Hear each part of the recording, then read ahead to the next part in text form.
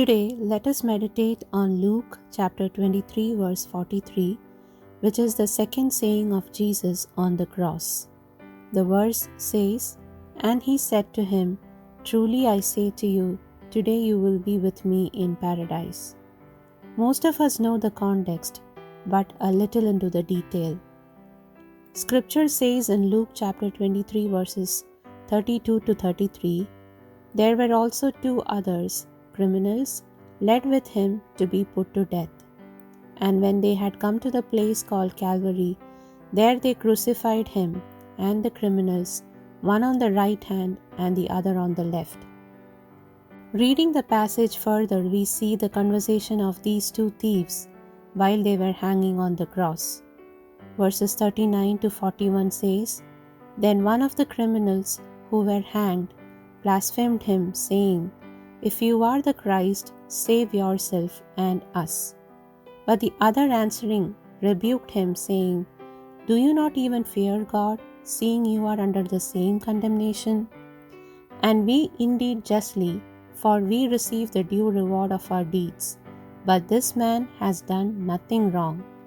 So what made the second thief understand that Jesus is the Lord? Fear of God came into this thief's mind, and he had the conviction that he was a sinner and he received the due reward. And at the same time, he also realized that there is no reason for death in Jesus. But Jesus is on the cross bearing his sins, and that Jesus had submitted to this cruel condemnation to redeem a sinner like him. The thief recognized that only through Jesus he would have forgiveness of sins, and for him to be saved, Jesus is the only way. At the very moment he believed Jesus as his Savior, we see in verse 42 he said to Jesus, "Lord, remember me when you come into your kingdom." He also realized that a new kingdom is at hand where Jesus would reign as the king. We see the response of Jesus to this thief in verse 43. "And Jesus said to him, Assuredly I say to you, today you will be with me in paradise." So what happens here? When the thief in faith confessed Jesus as his Lord, Jesus gives him an assurance that he would be with him in paradise. There is no delay, he says, Today you would be with me in paradise." Dear friends, we are not any better than the thief. We are all sinners and have fallen short of the glory of God. Jesus not only bore the sins of that thief, but he bore the sins of the entire world on that cross.